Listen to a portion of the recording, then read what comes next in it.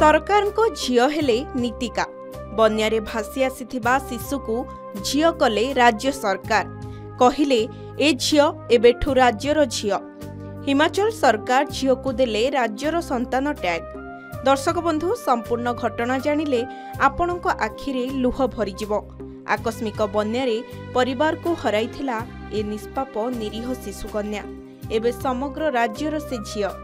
घटनाटी हेउछि हिमाचल प्रदेशर। बन्यारे भासी जाइछन्ति परिवार। बापा माँ छेउंड होई जाइछि एही कुनी झियो। बापा माँ और जेजेमां को मृत्यु परे एबे संपूर्ण एका होई जाइथिबा कुनी झियो को राज्यर संतान घोषणा करिछन्ति सरकार। हिमाचल रो मंडी रे आकस्मिक बन्या बही जाई गोटे परिवार उजाड़ी देला। आउ बापा माँ स्नेहरु वंचित होई गला झियो। कथारे परा अछि जहार केही नाहंती ताको भगवान हुअंती साहा। हाँ आज्ञा, परिवार रो समस्ते मृत्युवरण करिबा परे एबे समग्र राज्यर झियो पलटिछि एही कुनी झियो। शिशुटीर नाम होइछि नीतिका।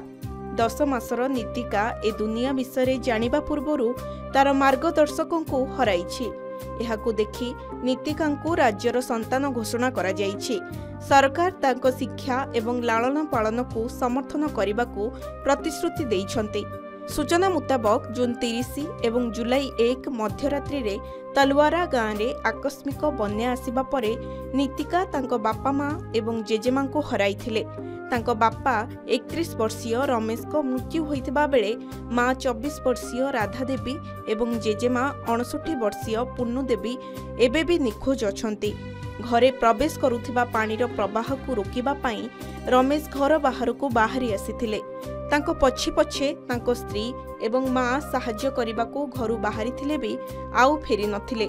एही घटना परे हिमाचल प्रदेश सरकार को मुख्यमंत्री सुख आश्रय योजना अधीन रे नीतिकांकु राज्यर संतान घोषणा करा जाइछि।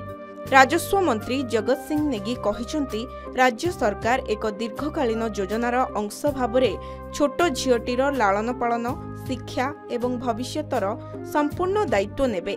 एही झियोटी भविष्यतरे जहा हेबाकू चाहिबो डाक्तर इंजीनियर किंबा अधिकारी सरकार समस्त खर्च वहन करिवे।